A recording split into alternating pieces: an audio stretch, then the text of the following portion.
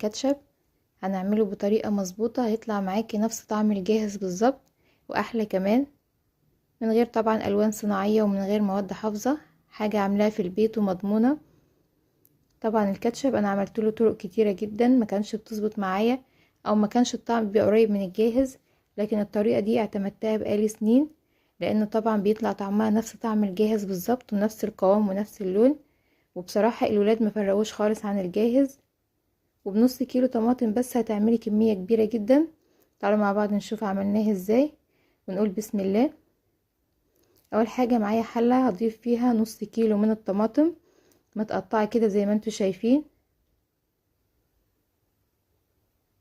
ولازم الطماطم تكون حمرة ما تكونش طماطم لونها فاتح، يعني تختاري الطماطم اللي لونها احمر. واضيف عليها بصلاية متوسطة مقطعها برضو كده زي ما انتوا شايفين، نفس تقطيع الطماطم